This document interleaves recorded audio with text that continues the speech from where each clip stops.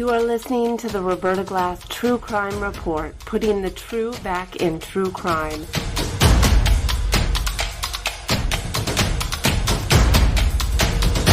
From New York City, Roberta Glass is now on the record.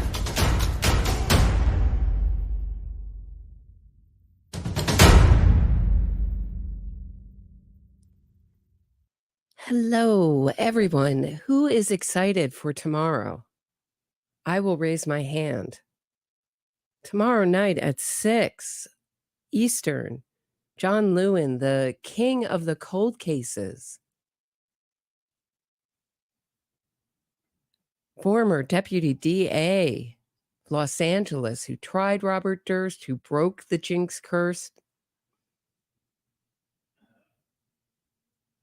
He is one of the most winningest prosecutors in Los Angeles.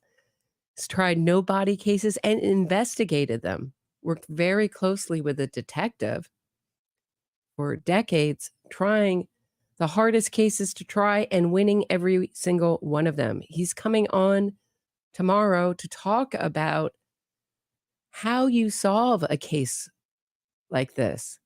If Elora's disappearance is truly a criminal case. Right now, it's a missing persons case. But he's going to come on tomorrow and discuss how you investigate a case like this and how you try a case like this. And I could not be more thrilled. So please don't miss it. I thought I'd just come on tonight and hang out, talk about this case. I guess it's case, subject, whatever you'd like to call it, of Elora Patoine's disappearance. There's much speculation about a flower bed put in the front of her house. It is her house. She owns that house that they share together. JF Gariepy and Elora. But a neighbor feels that JF put in this flower bed right around the time of her disappearance. Very Hitchcock, very Rear Window, if anybody's seen that movie. You just can't know. You know, none of us can know. I don't have any comment on it, really. I just hope that they're working very hard to investigate this case. Some interesting things in this case. One of the most interesting things is the way that JF has presented Elora's life before JF as being degenerate. And one of the things used to back up that theory is a picture of Elora naked on a bicycle. I'm going to take a quick break. When I get back from the break, we're going to go through your comments and we're going to talk about the origin of that picture. Meet you on the other side of the break. If you are enjoying this episode of my True Crime Report, please hit the thumbs up, subscribe to the channel, and share this episode. Get access to exclusive podcasts and other bonus content by becoming a patron today. If you have a question or comment for me, shoot me a super chat and I'll do my best to answer it and read it on air. Thanks so much. Now back to the show.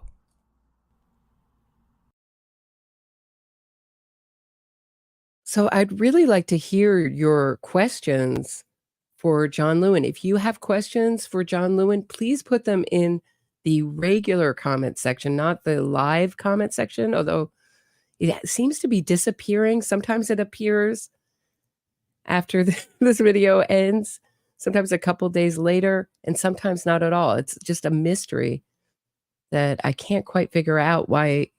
I don't know if it's something glitchy or not, but I'm very curious if you have questions for him.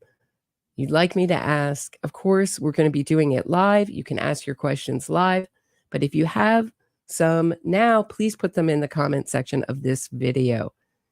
So, Elora and her degenerate life. Let's look at the background to that. So it was a student strike over a rate increase. And she was not the only one who was naked. So this is translated from French. And this is from the Huffington Post, written by Jean-Philippe Angers and François Vizena.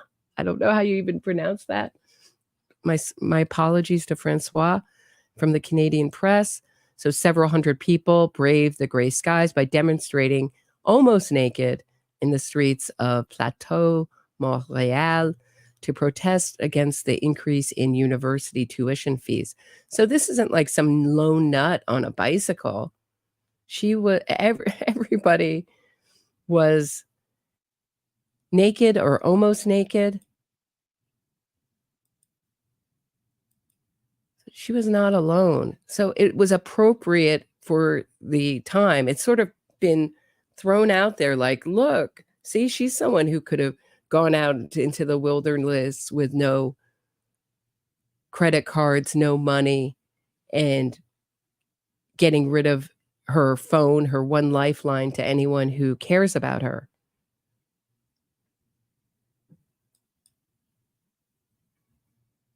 And I'm going to return to that subject, how that actually, you know what, let's just get into it now. I think that this started, and JF has been using this story and others to say that she could be out there, she could be surviving, meaning with no support, no money, no means of transportation in the wilderness. And one of the things that has been pointed to is this video of Elora. And this is a really good little clip of it here, where she's talking. At the right time. And also I was looking in the garbage for some food, or I was playing my violin to get money. And to sleep, I would find a little hole to sleep in every day. But often I just made friends who just invite me to sleep. So that was. So she's talking about her time in France, and she slept outside until she made friends for a night or two. But no mention of kind of backpacking, roughing it off-grid type. So this is sort of tailored to the second story of her urban hiking. It was easy. So if you want a little resume of what I did in my travel, I can tell you, okay?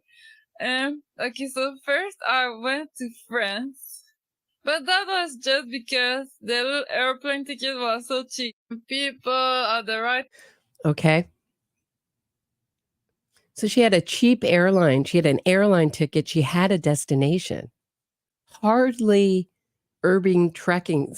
My issue with this story, one of the many, is that she has no goal. Or as an actor or an actress might say, what is her motivation? What is she trying to achieve besides getting away from JF and her child, if not children? As I've stated before, the talk around that area in Prince Edward Island is many people saw her very heavily pregnant around August of 2022, I believe. But no one has seen the baby. And this was, of course, COVID. JF was very anti-vax. I have put the theory out there. Did he try to do a home birth, just like he wanted to do in the legal documents of the custody battle between his ex-wife, his third ex-wife. They had a massive custody battle over his son, which I believe is his first child. And he lost. He was denied total access to that child, even supervised visitation. But what came up in that is that he wanted a home birth. He wanted to birth the child because he had birthed lab monkeys. So did something go wrong in the home birth? Is that why children are a taboo subject? And when he accuses Elora before her disappearance of committing an act of terrorism, was it showing one of the children on camera? Because other people have theorized that maybe these children have not been registered as citizens in Canada. And of course, let's look at some of your brilliant comments. Thank you so much for these. You know, when I ask, like, what do you think? I really would like to know what you are thinking about when you're thinking about this story.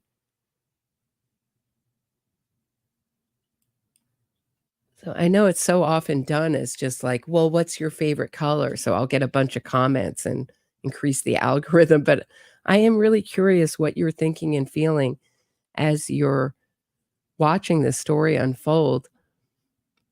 A Fray in the Snow 9015 says, JF is a classic psychopath. Very disappointing for someone that thinks he is so smart and above the rest. Right on the money there, I think. Just Another Nick 3984 says he is most likely guilty and the authorities are trying to make the case against him. They might need some solid evidence, but the upcoming cold case discussion tomorrow at 6 Eastern is going to enlighten me in how it could run out if nothing turns up. This, what you are doing, must be helpful here and newsworthy to us interested from this side, personally from a psychological aspect. Good work. Thank you. Tister 2360 says, I wonder if everything is in her name because his wages are garnished for child support. I thought that was really astute comment. So is that a reason to not want to register one or both of your children? Also, remember the house is in Elora's name. There are many businesses, including the publisher of his book, in Elora's name. And he said, oh, this is CatScan says, 2019 says, Roberta, you totally missed the point here. I appreciate you. However, the fact that Gariepy states now that Elora Patoine went on a practice run is not what he stated back then. When Elora left him first time, he did not state that it was a practice run. However, now he states that Elora let him as a practice run for her plan to live in the wild. So what he or she is talking about, his story is BS. Thank you, CatScan. So I don't know if I was talking about practice runs in that episode, but thank you for bringing it up. We were looking at the first time Elora left JF Gariepy and how he demanded that she return in 24 hours, and he had 7 women ready for insemination. And how cruel it was, and how I was looking at it as what I thought it was that he did kick her out, And there was an interesting comment on social media. I believe this is Facebook. And from a truck driver said, or someone who picked her up hitchhiking says, she probably just headed back to Quebec. She's always at the Esso, I assume that the gas station in Borden, looking for drives towards Quebec. I have taken her once myself to Moncton before. That's where her father teaches, by the way. It's also the scene, coincidentally, of her last sighting, one that I'm very skeptical of. I have taken her once myself to Moncton before, and then she got out of my truck and decided she should go to Prince Edward Island, and then was told that another trucker picked her up on the next day in Borden and took her back towards Quebec. She's been doing that since COVID started. So COVID is around the birth of her first daughter, for her daughter, the oldest child that people have seen Jay with JF.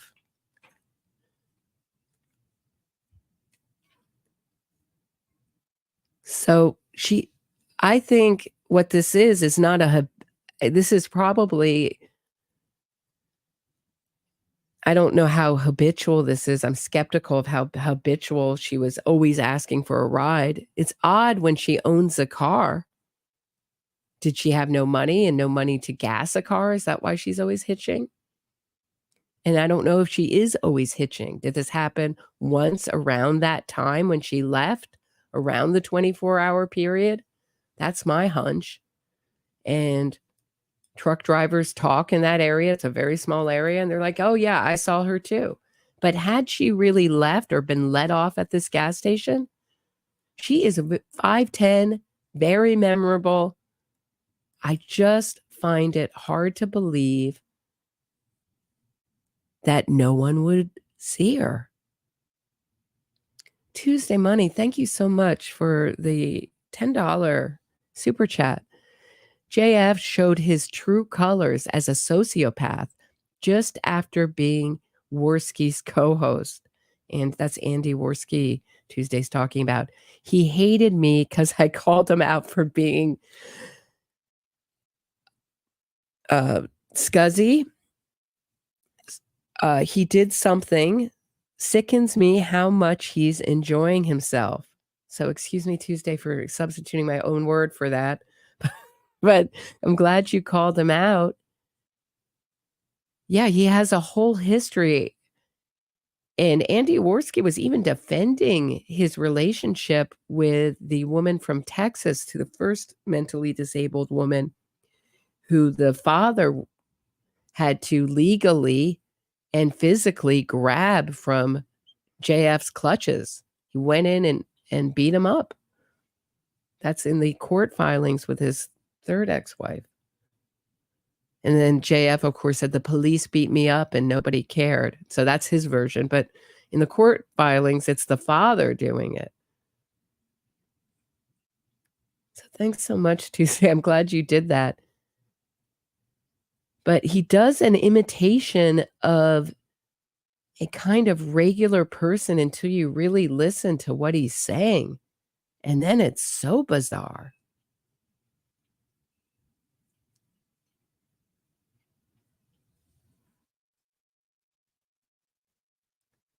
And we know that Elora, from her Twitter, let's just take a quick look at this. I know I've mentioned this before, but I don't believe I've ever shown it. So here she is in 2010, when I believe she would have been 17 years old. And I'll just translate it. Hello, Jean. I wanted to know, did you finally solve the book problem?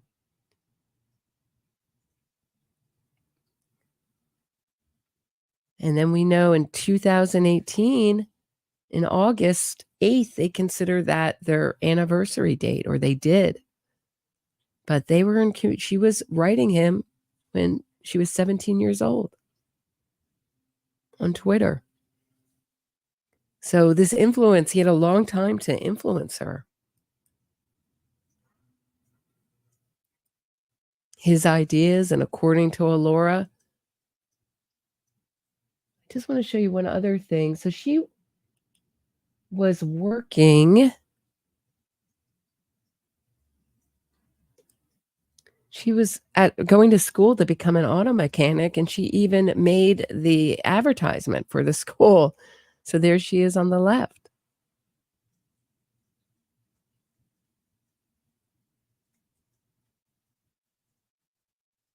And of course, we know that the school was right near where, of course, she got in trouble for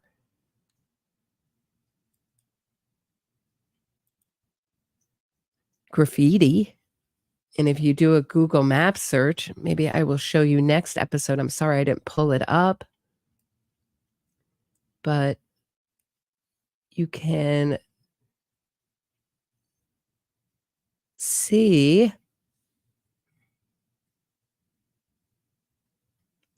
that it's very, very near to where she was in school for auto mechanics. And of course, this is the news piece about it. About 10:30, I saw those graffitis. I said, again, graffitis. Actually, I didn't know what it was about. And it's always frustrating. You got to paint over again. I looked up the name, and I saw that he wants to make ethno-states, JF Gariepy, and he's from the province of Quebec. Never heard of him. And from what I've read, some of it on Wikipedia, I didn't quite agree with him. So there's... It looks like a male, but I have a feeling it's a female, especially it's written in pink. And well, especially looking at the camera at the front of the building, the writing, I mean, let's have a look. I think it's funny that this woman, who's a little bit masculine herself, thinks that this is a man. Because if you are familiar with Elora, this could be no one else. This is how she moves. This is what she looks like. And the things that she put were all devoted to the world of JF. So it really can be nobody else. It's not a hard to solve crime. Person completed the graffiti, wasn't happy about it because they left and came back and put a heart. Maybe they didn't want people to think it was anything not extreme, but not as bad as the message the person wanted to show. Well, that's interesting that she concentrated on the heart. Well, obviously the heart is like Elora's feelings towards JF. I would think that would be my interpretation, and her feelings towards this whole world that she's so becoming so obsessed with. So sad that it's something so sinister and creepy, in my opinion.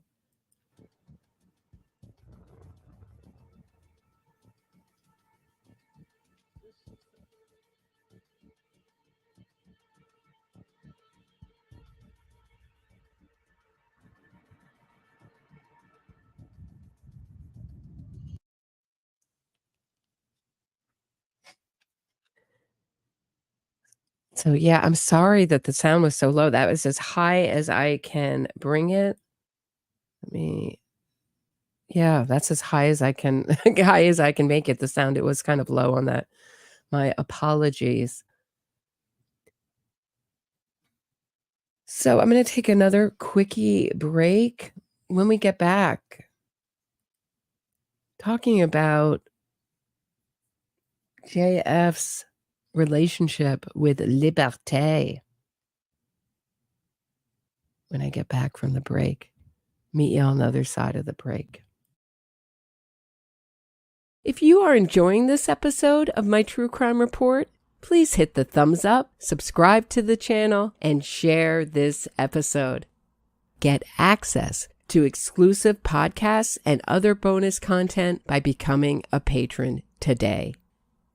If you have a question or comment for me, shoot me a super chat and I'll do my best to answer it and read it on air. Thanks so much. Now back to the show.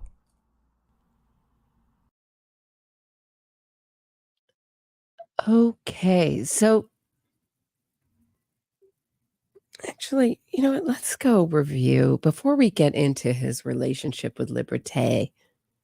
I think we should go look at his first explanation. Go all the way back to the beginning and remind us what his original story was before he did all those interviews and before it got changed just a little bit.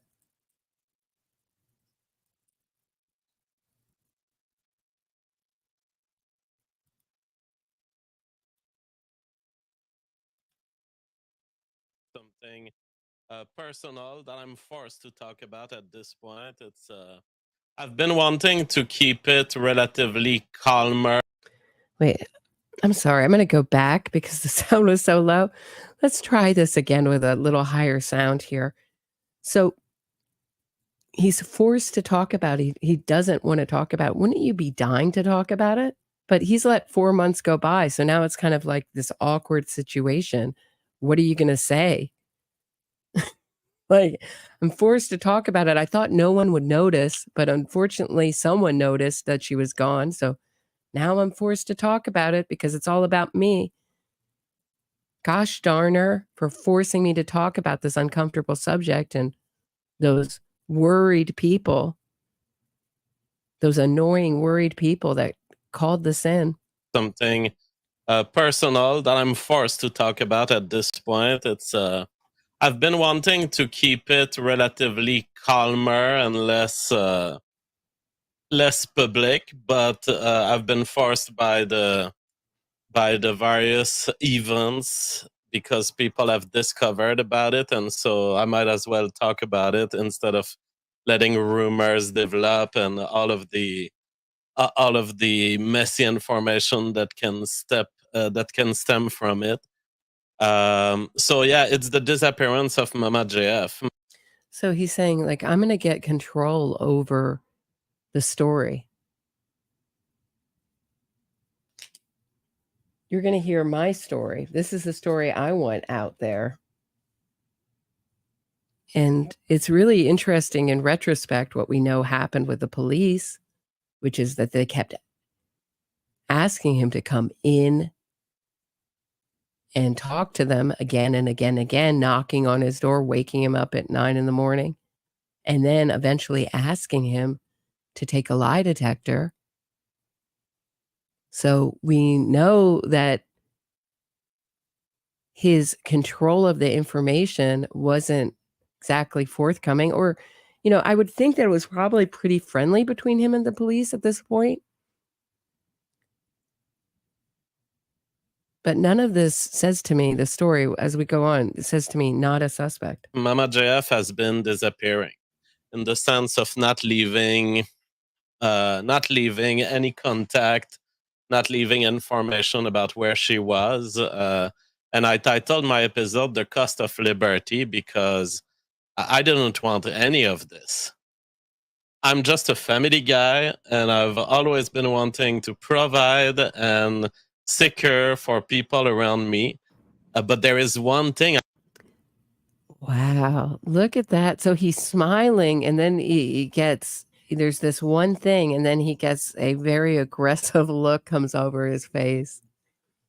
The one thing is that I cannot tolerate is some kind of destruction of the family.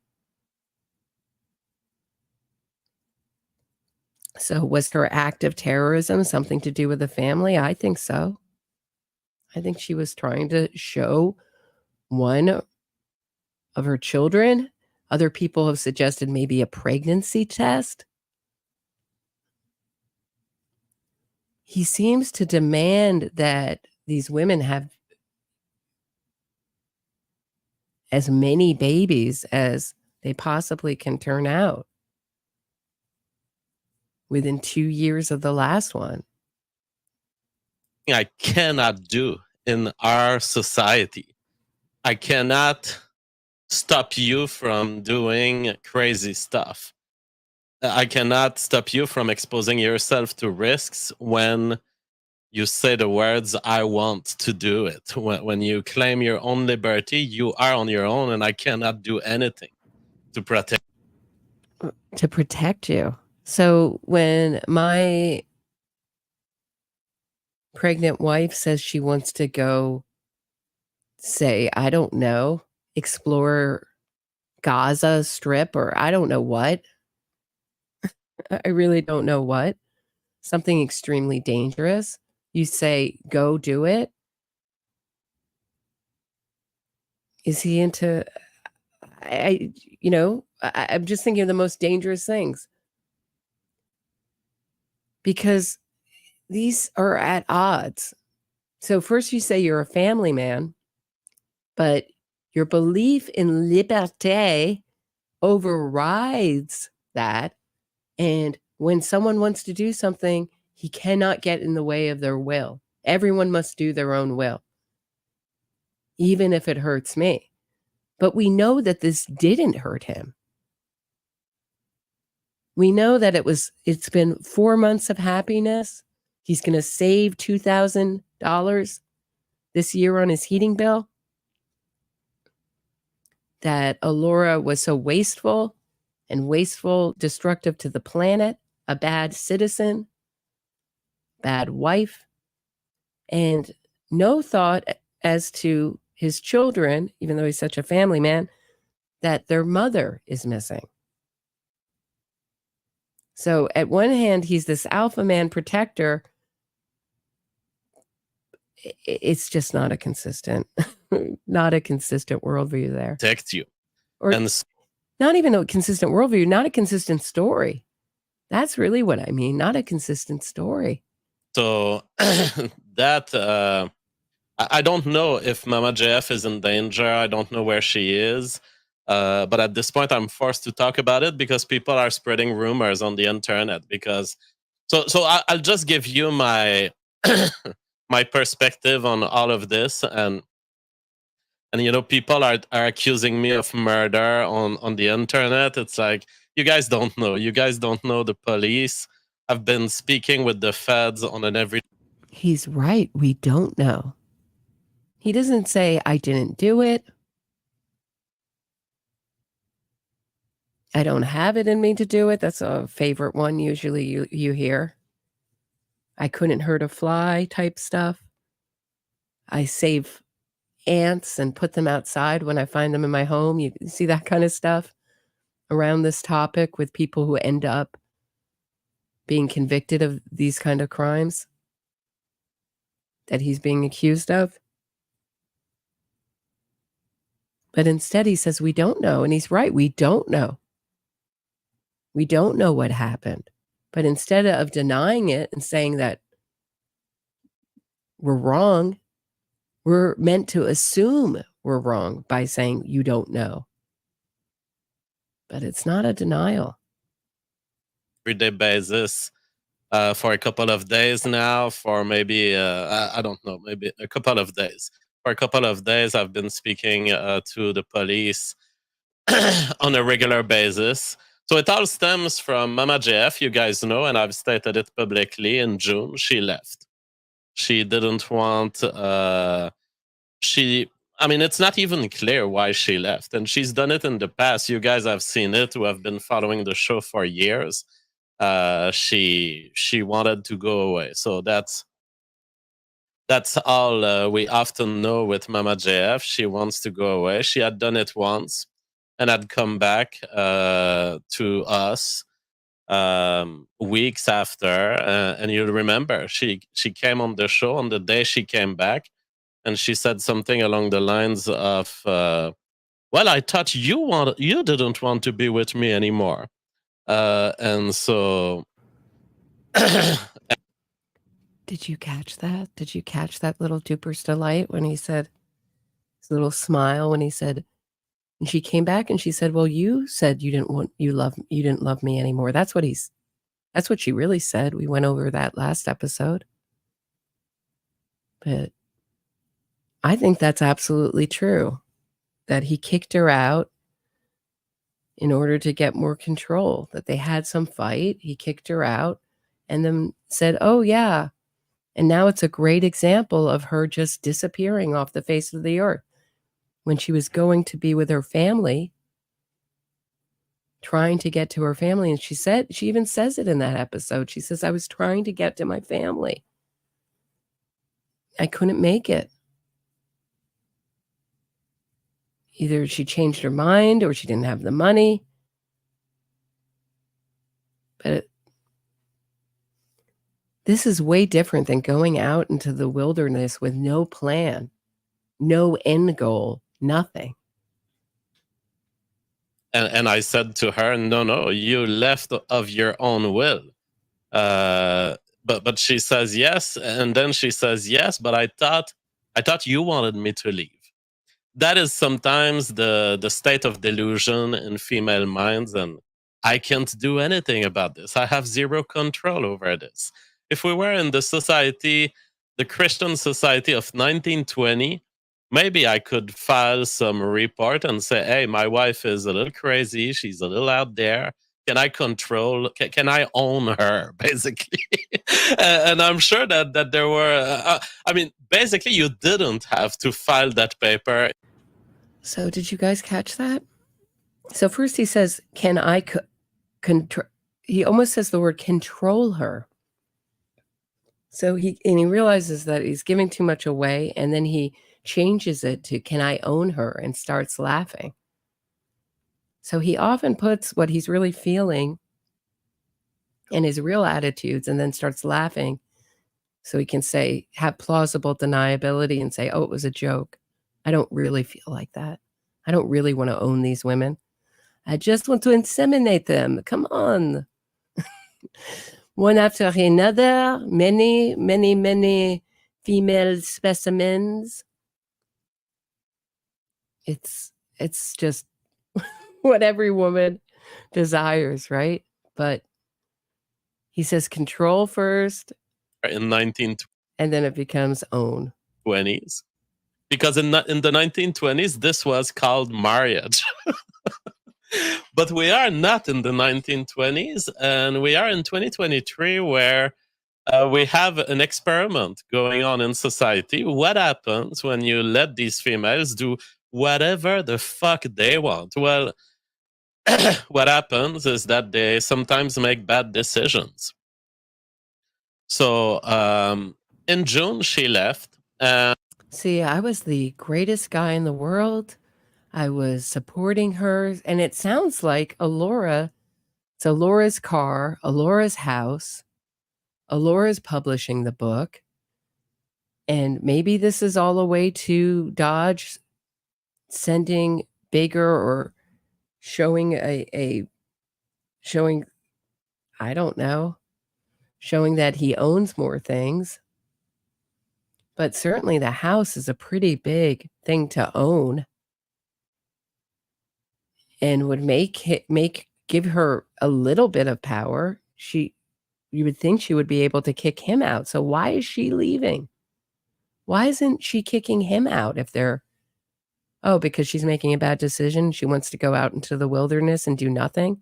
Oh, wait, we have to correct that story. And now she wants to urban hike, but nobody's seen her since that one very sus spotting. But talk about, what we expect is for her, and Peter Hyatt talks about this concept, we expect him to bring her up to angelic levels. Even the most hardened realist, when someone is missing or in peril, or presumed in peril, we hear they become the most perfect person in the world. Instead, she is destructive. It's been great without her. She was wearing an ugly homeless person's coat. She makes bad choices. So if she's dead, it's her own fault, not mine. Because you guys couldn't know. Not that I'm going to deny doing it, but you just couldn't know that I did it.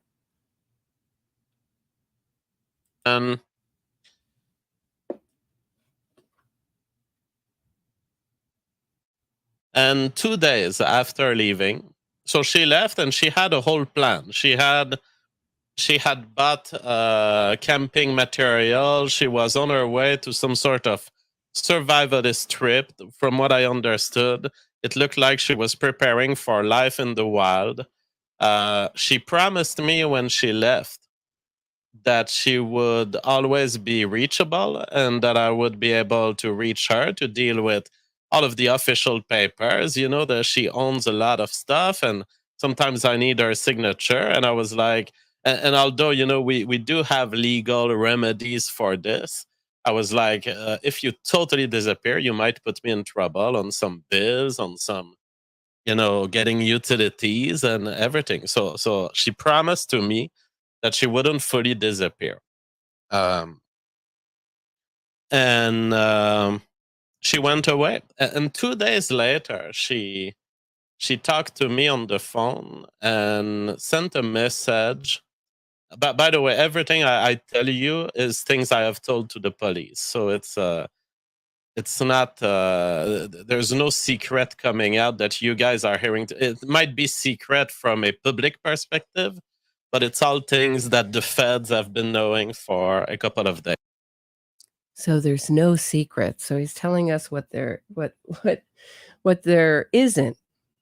There's no secrets here. So there's a little admission in the negative. So he's holding back something secret. And it's all around this phone call and this text message, which I think an easy way to do it would be to take the bus to Moncton, which is a 2+ hour bus ride, and back. The bus only runs once a day, so you'd have to stay over somehow in Moncton. Send the text message from Elora's phone to your phone. Make a call. He said the reception wasn't good, so then they had to text. And look at how few details there are about the context of the conversation and the sentiment. So the last message that she sends me in June, 2 days after leaving, and it had been apparent, I think I may have been in contact for a couple of times during these 2 days. So I was sure that she was progressing through whatever trip she wanted to do. I knew that she was still alive. But 2 days after leaving, she says, I have changed my plans. I will not hold my promise toward you. I will not be reachable. And it's like, okay. She says, I have a new plan. And I'm like, does your new plan involve any sort of attack against me or the family? Because you guys know how important that is to me. She says, you don't have to be worried. My new plan does not involve you. I'm just going to change cell phone. So his first thought is that she's going to attack him or the family. Why would that be your first thought? It would be about yourself. Are you going to be okay? Do you have enough money? Where are you going? What should I tell your family? What should I tell your friends? But JF has a habit of answering these questions that he thinks would be the obvious questions that people would ask.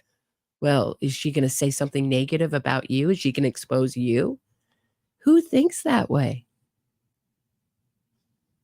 I knew that she had left without any sort of electronic tracking. You know how the police can track you with your credit card, with your debit card. She had left with nothing but her phone. So when she said that to me through text, I concluded, okay, she's going off grid. You know, she's going full survivalism. And kind of in her fashion. I mean, that's the way Mama JF is. So changing her phone, to me, it meant I'm dropping potentially my own identity behind. I'm potentially disappearing in nature. Okay, this is her. getting I'm glitchy. potentially, I mean, she could be anywhere from there. So, and that's what.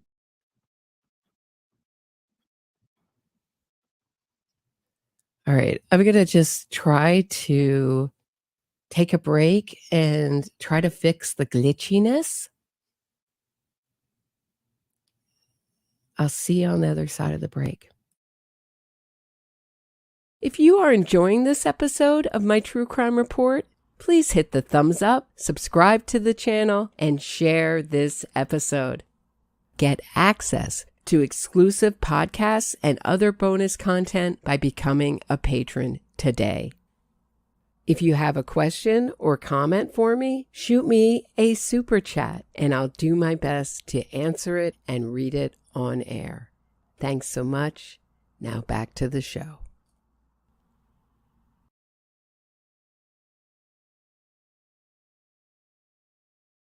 Okay, let's try this one more time. I'm plugged into the wall. Hopefully it won't get so glitchy. Thank you for your patience.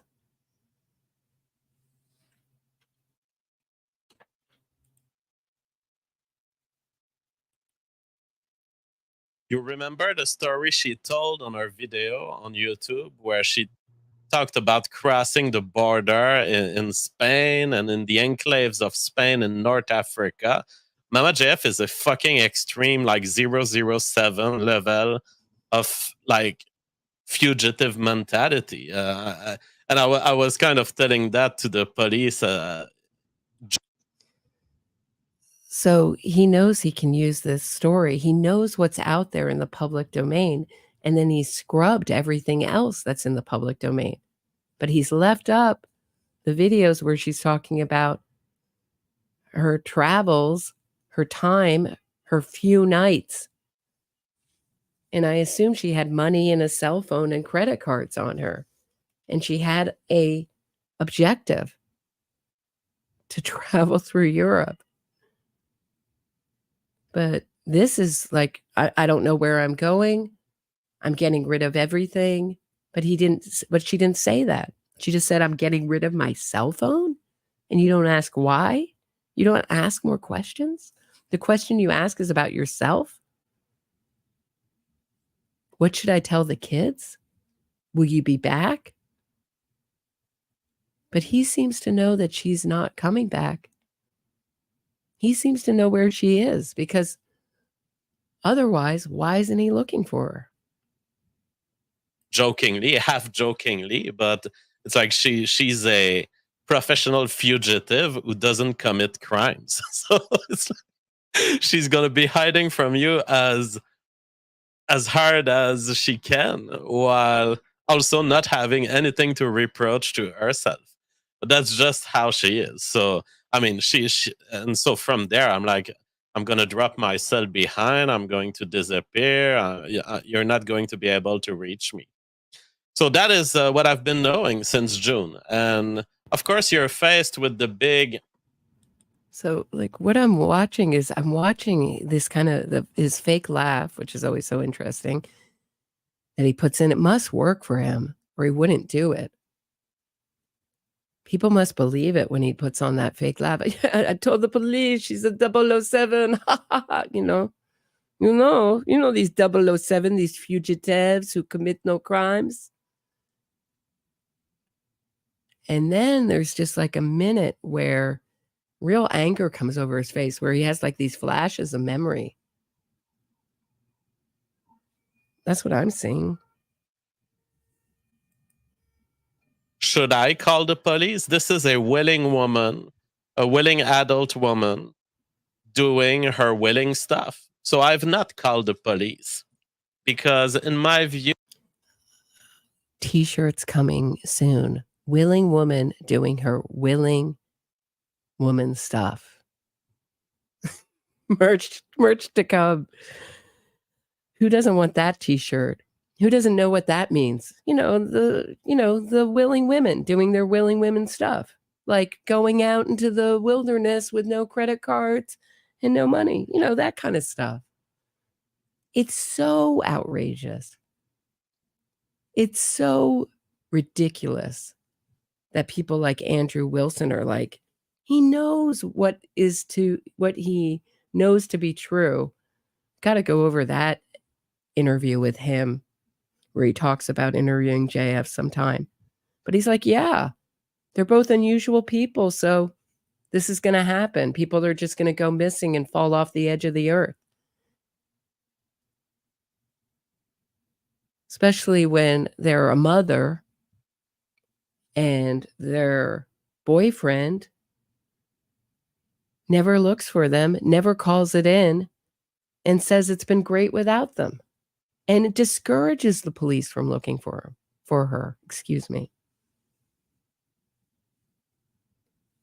This is so something we just don't see in these kind of stories. There was no evidence of criminality. There was no evidence of distress. It looked like, to me, someone who has decided to go survivalism. Will I report someone for being survivalist? I mean, this reminds me of the Facebook post. You know, has one of your loved ones gone to survivalism? Has one of your loved one bought too much camping material? So we know her camping material was like 2 items, according to him. And they're small items. Because when that sighting in Moncton came up, which I believe is a sus sighting,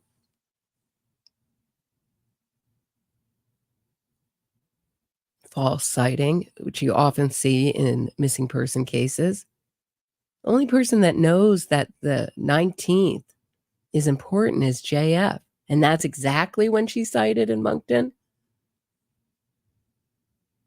An area where we know her father teaches science at a university.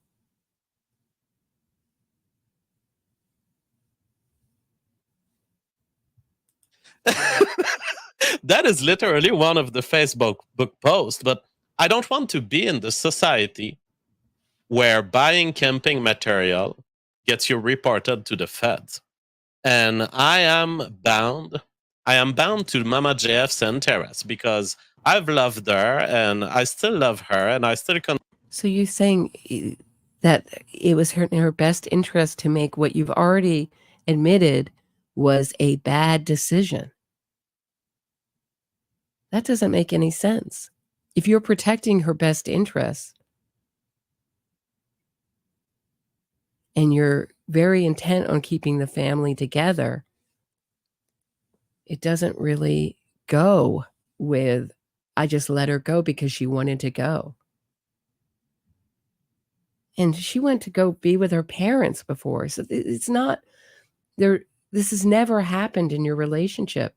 So why are you trying to normalize it? I consider myself allied to her forever. Forever, no matter what she does, even if she goes out there getting other boyfriends, I consider myself tied to her forever. So at this point, I'm in front of this information. And I've decided that this was not warranting a call to the police in June. And I've spoken to her family, and they thought similarly, you know, this is Mama JF. She is an out there woman, and it's not the first time she does this. In the absence of any evidence of harm. See, so he tried to put it out that her family agrees. But the investigation, as we've already gone over with the police, have been quoted as saying, we don't investigate missing persons if people leave willingly.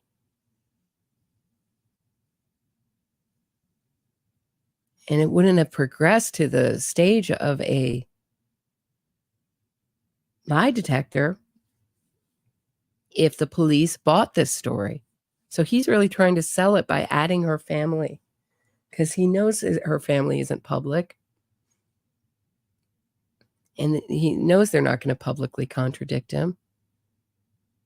Or that she's doing something evil to someone else. There's no reason to call the police. And in fact, we even had someone in the family talked loosely to a federal investigator who was friends with us and just asking, what is this? Is this a disappearance or is this just a woman?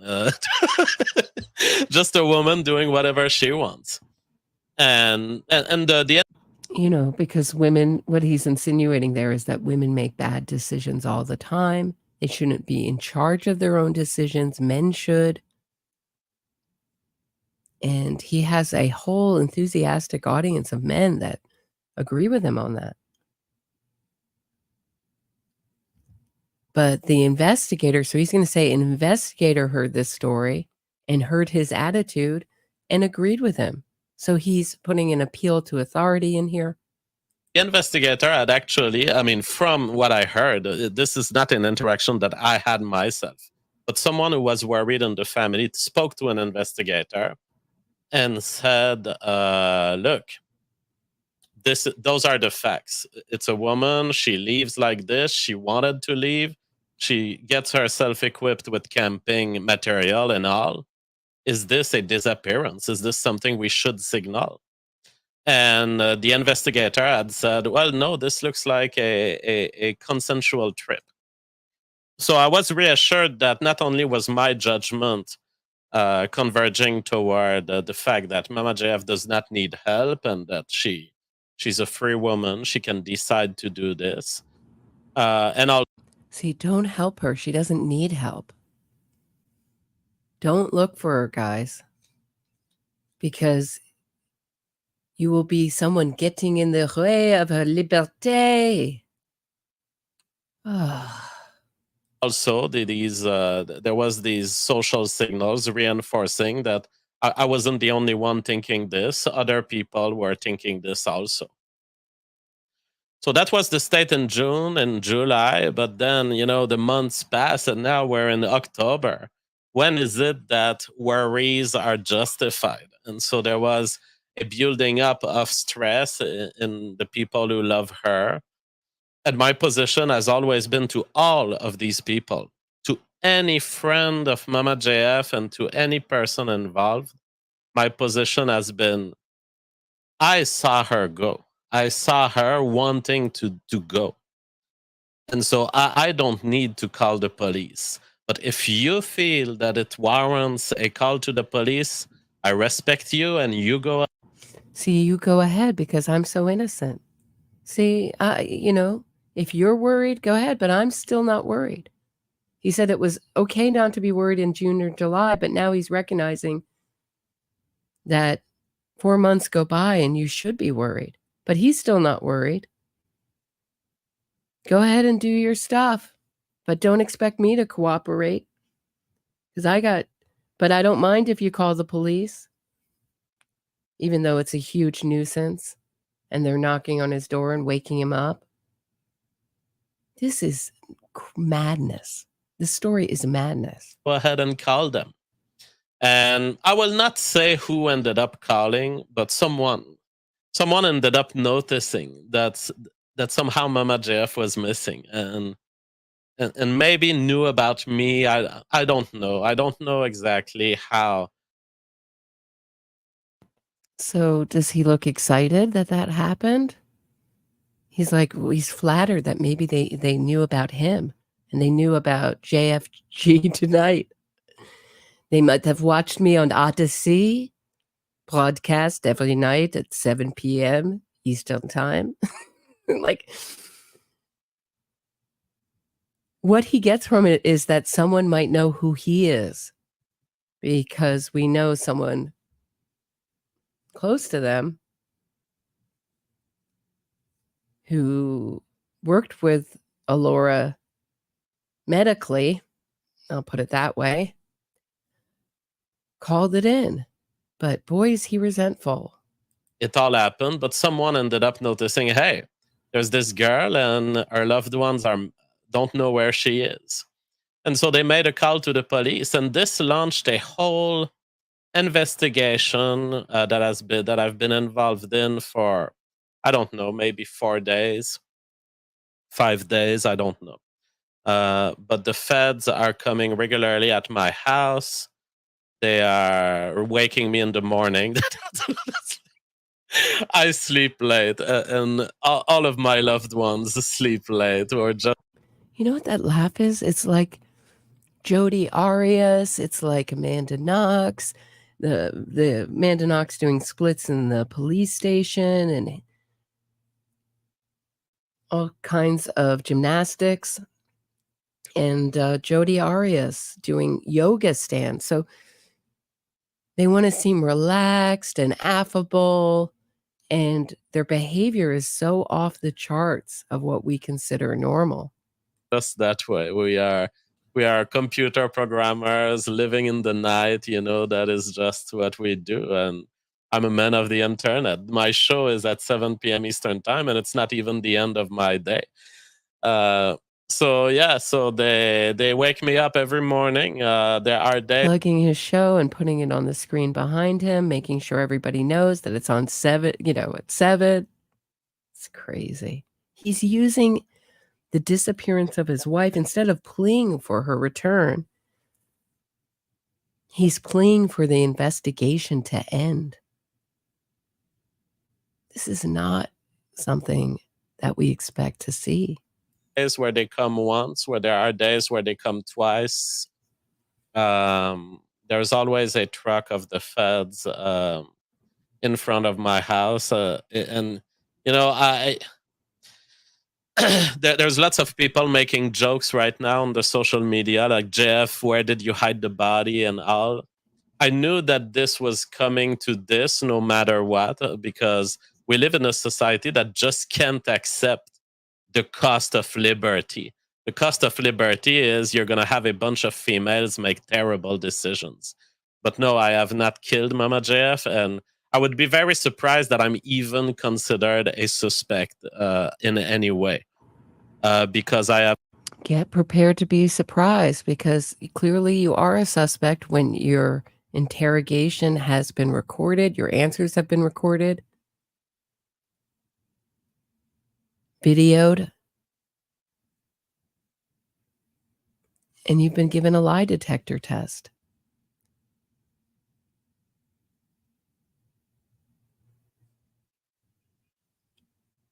Does anyone remember the skeptic feminist? Or McCullough in Northern Ireland? Unfortunately, this is not a rare event for content creators to make their girlfriends, especially pregnant girlfriends, disappear. I've left records. I have left electronic traces of my dropping her alive in front of cameras of a gas station, and there has been plenty of electronic records of the fact that she was alive many days after leaving me, after asking me to drop her at a certain location. So many is 2? You only know about those 2 days before she got rid of her cell phone. Is that many now? You know she was alive for many days?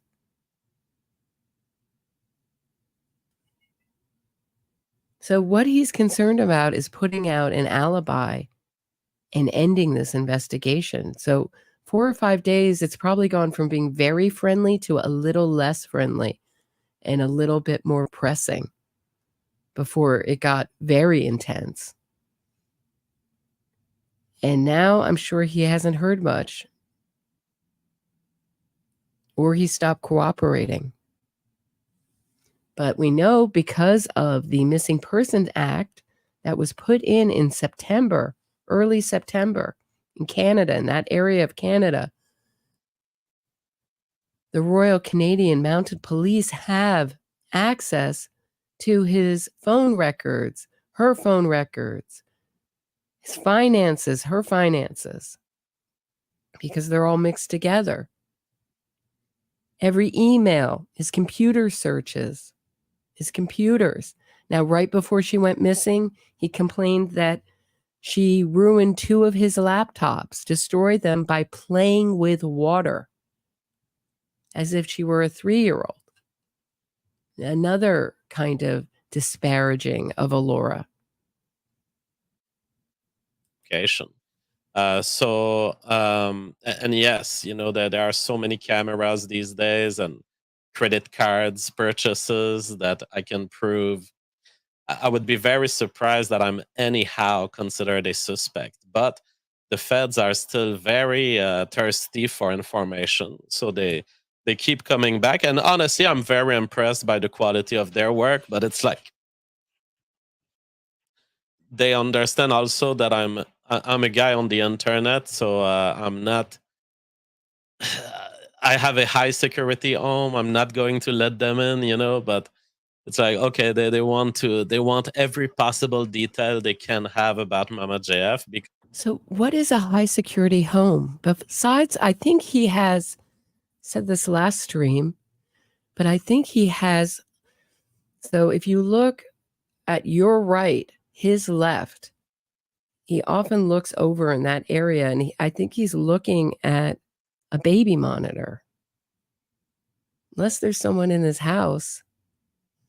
But he'll often on his streams turn the camera off, say, I'm taking a break, everyone, and there'll just be dead air for a couple minutes.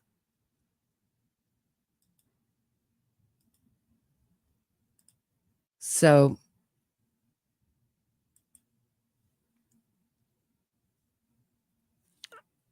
I think that at least the older girl, his daughter with Elora, I think he's taking care of her. Scary thought to me. I think he's very dangerous. And we know from his court filing, 187 pages, that J, I'll call her Miss J, the woman from Texas who's 19, the mentally challenged woman who had to be court-ordered physically grabbed from his clutches after 2 weeks in North Carolina. The police had to bust down the door and remove her.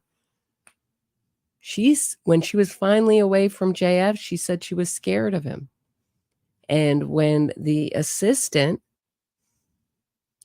that he had an affair with, it was his assistant on Neuro TV, his research assistant at Duke, was removed from his clutches. She also said she was scared of him and that he was physically violent with her and mentally abusive. So, of course, JF, I'm sure, would deny that. But that's in the court records. Love is a 4-letter word. Thank you so much for the very generous super chat. Keep up the good work. Sending love. Thank you. Love is a 4-letter word. I really appreciate your support. Are you guys bored with this? I will just finish this up. Let's see. Should we go on with this, or have you had enough? Let me know in the chat. Should we go on with this and finish this up, or should we move on to a different subject? Boom, boom, boom, boom.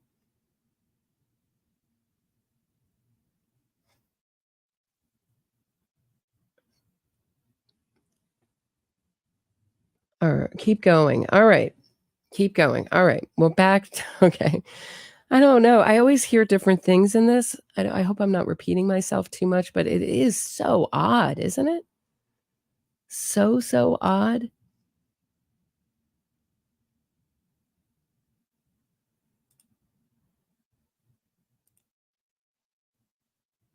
Because they are on this program of finding Mama JF, and it's fascinating to see a bunch of professionals like this who really are interested in her safety. Let me tell you, I'm hostile to the government in general, but I've always known that within the police force, the vast majority of policemen are excellent, just excellent workers and professionals. And I see it in my interactions with them. They understand everything. So so that means they're coming to me. They understand everything until they don't, and they ask to record your interrogation, and they ask you to take a lie detector test. But right now here, they're great. They're the top of their job. And as I've said before, he should be totally dissatisfied. They haven't found her. Even if it's over, where is the woman I used to love? I mean, think about your exes and how you'd feel if they went missing. I mean, maybe some of you would be like, good riddance. But this is very, very, very new and very, very raw. And she is the mother of at least one child with him. And the person he spent the last 5 years, known her since she was 17 in some ways, even if it's only through the internet.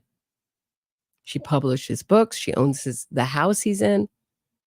And he's like, yeah, maybe sometimes she's needed to sign things. She owns things. So there are many businesses in her name in that area. The least, most importantly, Elora Editions, which is the publisher of his book, which he says, of course, is the revolution, the book that's going to change science forever.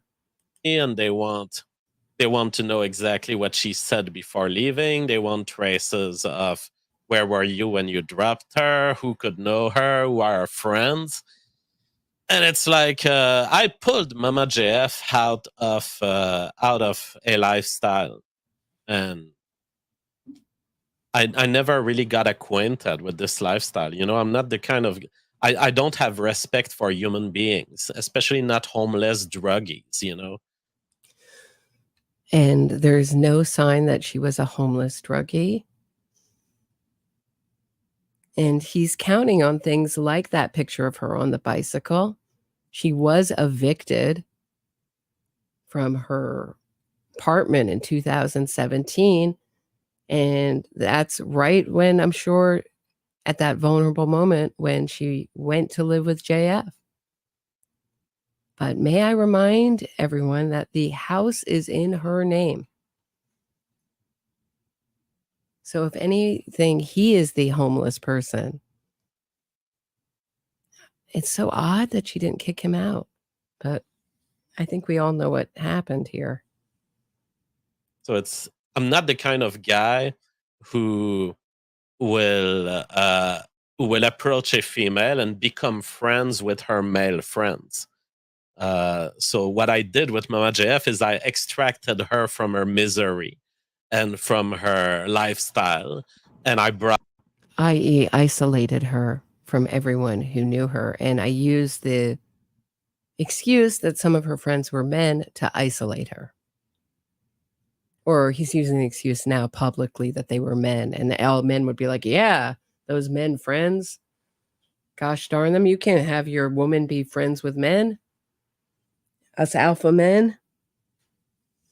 But what he's talking about is he isolated her from her family, her friends.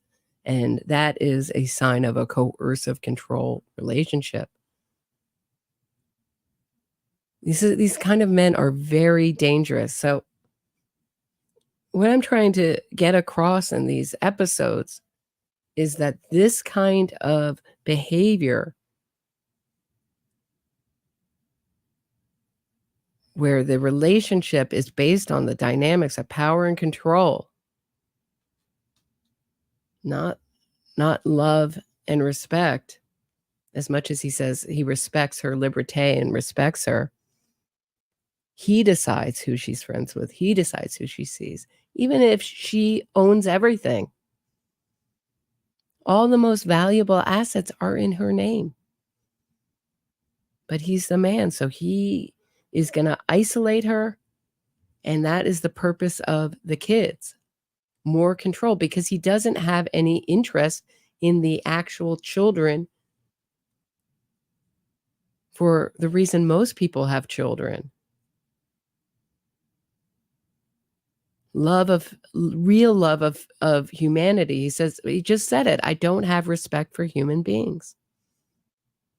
Brought her to a greater lifestyle, cleaner, less craziness. So that is what I've done. And so when they ask me where could she be, Is she friends with this guy? Is she friends with these guys? It's like I have just a general idea that Mama JF is a super social creature of Montreal. And that's what I've been telling them. So that's been so the feds being extremely, on their path of we need to save everyone. We need to save everyone. And I'm like, it's amazing to see the conversations between them and me, because I'm actually less motivated at finding Mama JF than they are. See, he admits it. I'm not motivated at all to find her. Strangers are more motivated to find Mama Elora, excuse me, than I am. I won't even say her name. I won't put her picture out there. And it's always about consent, right? That's what it's about. Liberty and consent. Never requested any of this. I want to be clear. If Mama JF is out there listening to this, I want to be clear with you, Mama JF. I've not been requesting an investigation against you. I've not been trying to send the feds after you. I've not been wanting to do this. Did you hear that? So the investigation he thinks is against Elora. So he's trying to present it like the investigation is something that she wouldn't want, that she would consider threatening, not helpful, when really the investigation is threatening to him. I mean, we can talk about it. Is he considered her guardian? Could this be considered some kind of negligence of duty of care of a vulnerable person? And any lawyers in Canada who know what the law is in this area, please get in touch with me. My email address is always in the About section of my YouTube channel. This episode, even. I'm forced to do this episode because there are forum posts right now that your face is on whatever the feds have published. And then people are looking at my tweet today, informing people about this. And they're like, well, look, he calls her Mama JF. He doesn't even call her by her real name. So he's not really interested at them finding her. It's like there's a lot of interest to wade in here. First, by naming Mama JF a way that I've never named her publicly, I would only be misleading people. The fact is, everyone who interacts with me through this platform knows Mama JF as Mama JF. So that's her name for you guys. I'm not going to reveal her real name because, honestly, I don't even know if she wants to be found. And that is something. I don't know whether she wants to be found, but you don't know whether she's in peril either. So he knows that people are saying you won't even name her, you won't put her picture up, have a point. And he's saying, I know her best. She doesn't want to be found. And later he describes her as being free. That he knows that she's free now. That makes me think that he's talking about her being in the afterlife. Something you have to wait when you're in this situation. I am a bearer of the interest of Mama JF. Maybe she doesn't want to be found. Maybe she's on a huge trip, whatever, thinking, going to parties. Maybe she's going to Woodstock in the US. I have no clue. But maybe she doesn't want to be found. And that's part of her liberty that I have to defend. I'm not going to act like these worried families who want to help someone more than they want to be helped. Because one thing I have learned at enormous cost in my life is don't help someone who doesn't want to be helped. Yeah, but you have to know that they don't want help. I mean, it's really like looking at a something I'm familiar with, the burning building and saying, well, maybe the people inside like the heat from the fire. Maybe they don't want to be saved. Because when someone is out, even in an urban setting with no money, as a woman, alone, vulnerable, even at 5'10", we aren't as strong as men. We are often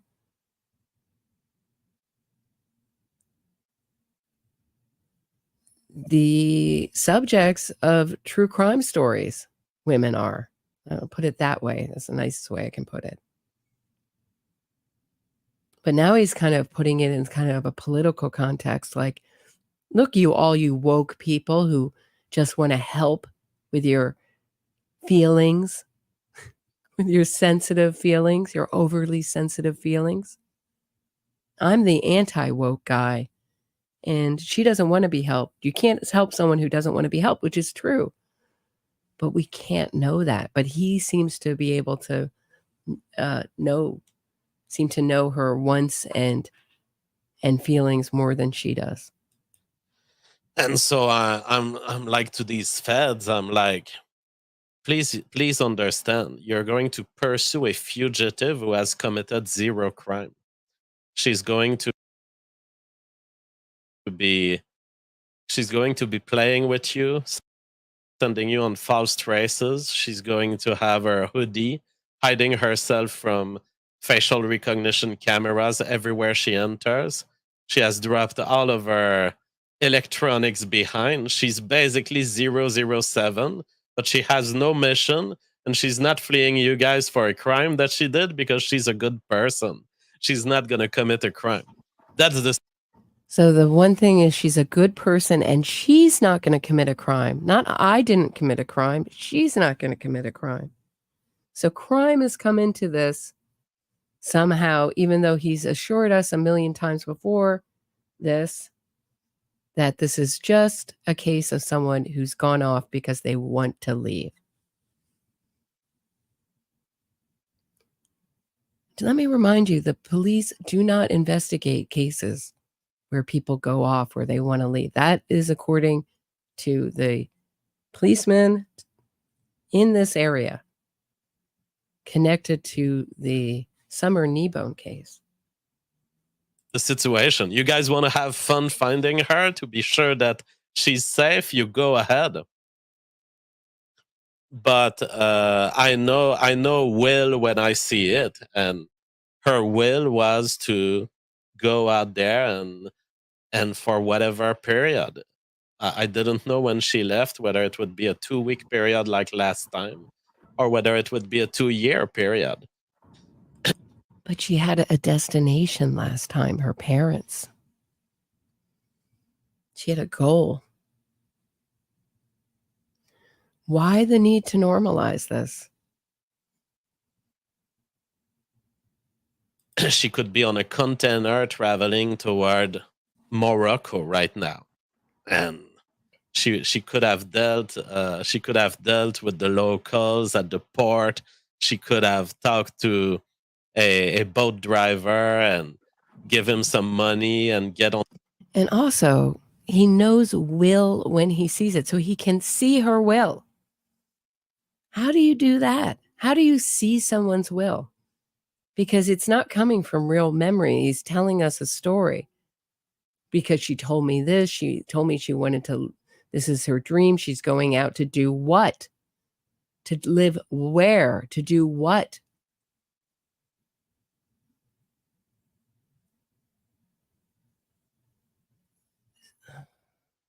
Story is crazy.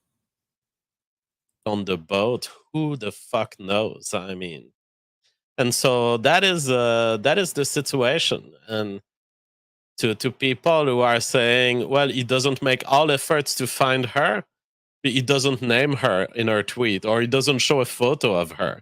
I'm not gonna show a photo of her or name her when this is not my quest. This is not my quest. I had a visual confirmation from Mama JF live in front of me that she wanted to go away. So as far as I'm concerned, she's still in a trip. because she left, we know, he has a visual confirmation. So is he one could say that this was talking about seeing her after she left her body. Her soul left her body. Is that what he's talking about? After I made her leave this earth, I had that confirmation. How can you have a confirmation? Because he's the one saying that women are irrational. And she came back last time, right? She changed her mind. How do you know? How do you know she hasn't changed her mind and she's stuck somewhere? But it's interesting. He keeps going back. He's always bothered by things that I'm always so surprised by. Like he's bothered by the fact that people are remarking that he doesn't use her name and doesn't show her picture. But the not searching is really the most alarming thing, and the not caring. All that, of course, is connected to not using her name. Elora Patoine, call Crime Stoppers in Prince Edward Island, Canada, if you've seen her. But it's the not searching. When have you ever not searched for something that's lost? If you don't search, it's either not important to you, which I think he would happily admit at this point. He's disparaged her so much. This is the nicest thing he said is that she's a good person.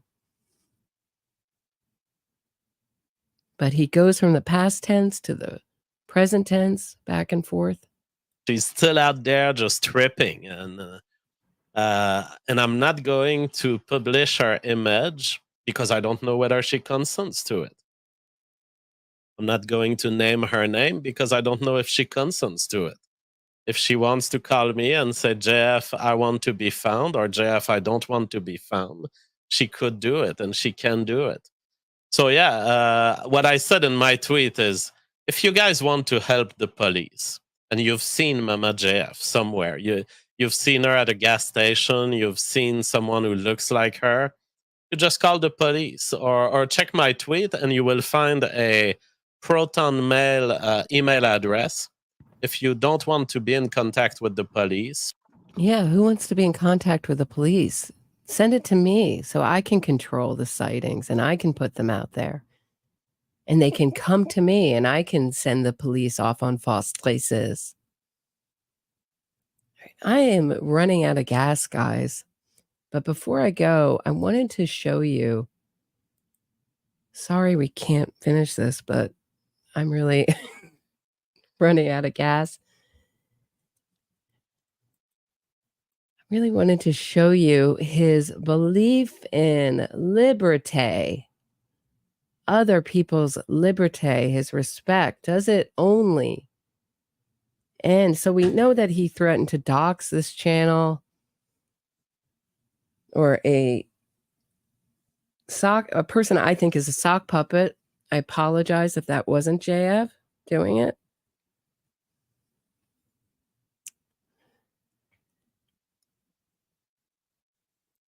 Dox me, make me a lol cow. But let's look at how he looked at Nick Fuentes'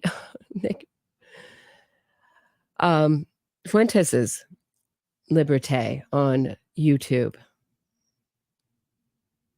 So this is when he got him kicked off of YouTube, banned from YouTube.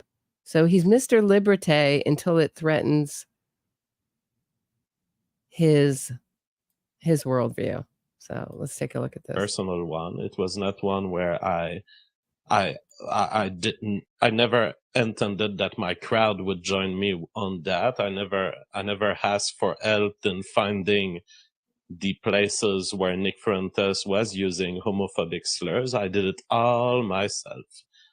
For the last few weeks, I've been regularly watching some clips of Nick Fuentes and noting timestamps. And those of you who really follow the TPS show, you know that I know my stuff. It's like whenever he had a strike, I knew where the timestamp was. That's because I do a lot of research.